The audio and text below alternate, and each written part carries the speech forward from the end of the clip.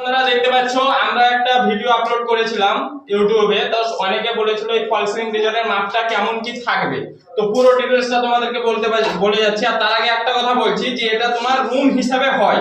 আমাদের যেটা 10-11 রুম আছে, তো আমরা এখান থেকে 18 ইঞ্চি ছাড়িনি, 17 ইঞ্চি প্লাস্টার করে হয়তো 16 ইঞ্চি বা 16.5 ইঞ্চি থাকবে। এখান থেকে 16 ইঞ্চি নিয়ে একটা 4 ইঞ্চি বিট হচ্ছে। 4 ইঞ্চি বিট পরে যে গ্যাপটা দেখতে পাচ্ছ এখান থেকে, এটা আমরা মোটামুটি 14 ইঞ্চি এখন 14 ইঞ্চি রেখেছি, কেটেও 14 ইঞ্চি থাকবে।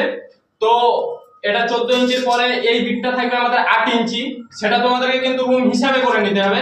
তারপরে এই যে রাউন্ডটা দেখছো এটা মোটামুটি আমাদের 8 ইঞ্চিতে ঘুরবে, তাহলে তোমার এই মাথা 16 ইঞ্চি থাকবে। এটা কিন্তু রাউন্ড সিঙ্গেল বিট হবে, আমাদের এটা আগে টেনে দিয়েছিলাম, তো এটা হবে না, এই বিটটা হবে। আর তার উপরে যে 3 লাইন দেখছো এটা কিন্তু এটার সঙ্গে অ্যাটাচ হবে, কিন্তু এই বিটটা এইটা প্লাস এইটা প্লাস এইটা, এই দুটো থেকে এটা হাফ ইঞ্চি বা 1 ইঞ্চি যতটা নামানো সম্ভব ততটা নামবে। একবার পুরোটা দেখিয়ে দাও। আর আরো কিছু জানকারি জানতে চাইলে অবশ্যই কমেন্টে জানাবে। আর যারা এখনো আমার চ্যানেলে নতুন সবাই সাবস্ক্রাইব করে নেবে।